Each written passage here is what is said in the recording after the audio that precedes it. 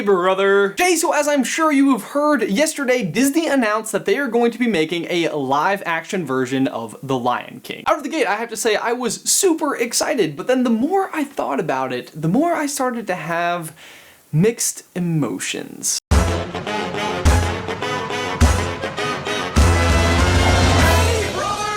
What do they mean by live action? Are they gonna have people in costumes like in the Broadway show? Are there going to be real lions? Or will it all just be CGI? Because that's technically not live action, it's just animated better. And if that's the case, do you just go scene by scene with better animation? Do you change anything at all? Because I dare you to improve upon The Lion King. Do you think you can get a better voice for Mufasa? Actually, calling it now.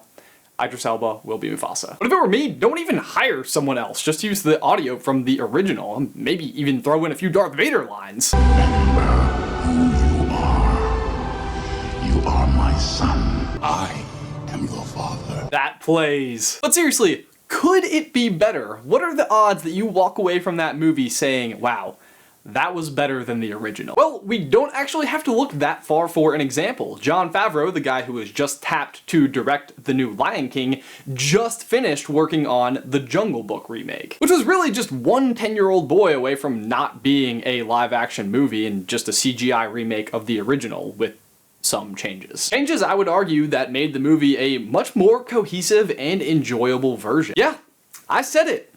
The new one is better than the original. And therein lies the core issue with remakes. The very idea that the new one could be better than the original is practically taboo. And no studio would do a remake of a bad movie, so at the very least the original was good, or at least beloved. Beloved or beloved? It's gonna bother me all day. It is nearly impossible to talk someone out of their own nostalgia, so why even try to make a movie that is almost guaranteed to be considered not as good? Well, in the case of the Jungle Book, the story was just outdated. It has been, wait for it, 49 years since the original movie came out. A lot has changed since then, especially in terms of technology, so I don't think it's unfair for them to say, hey, maybe we can tell this story better now.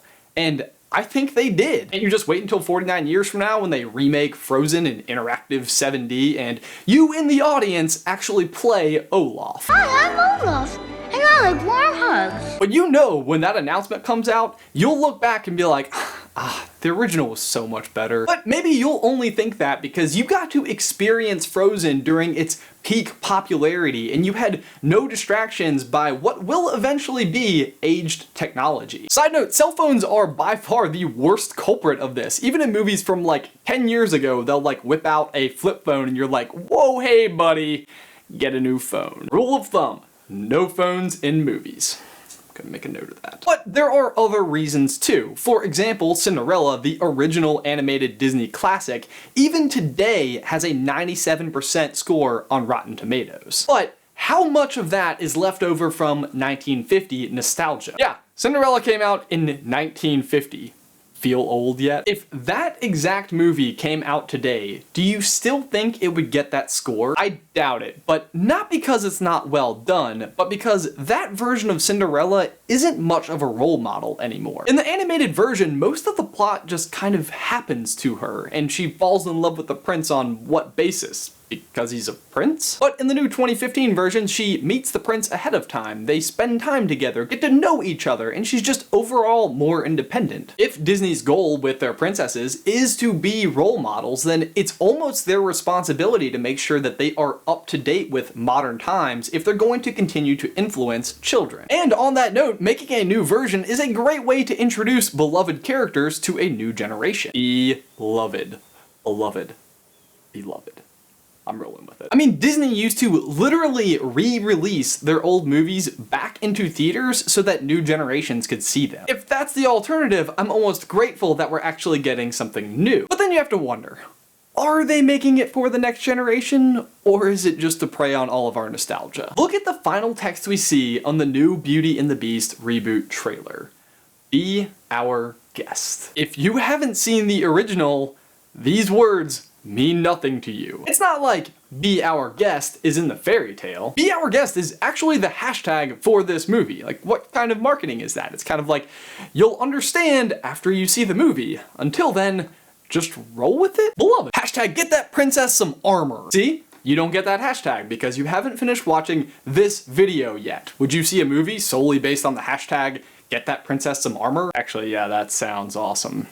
Bad example. On the other hand, if they just continue to recreate all of their old movies, we never get any new original stories. Are we all just destined to continue to relive the same movies over and over again? Are future generations going to think that their new version of The Jungle Book is a remake of this and not this? Maybe, but a lot of times they're not so much remakes as retakes, like a new take on an old story. Take Alice in Wonderland. Instead of being a remake, it's more like a sequel. She goes back to Wonderland, but has forgotten it all, and basically has the same adventure, except this time everyone sort of remembers her, but then at the end she gears up and fights a dragon. I don't remember that from the original, but man, I hope that's how Beauty and the Beast ends. Hashtag get that princess some armor. Maybe that's the whole reason you do remakes.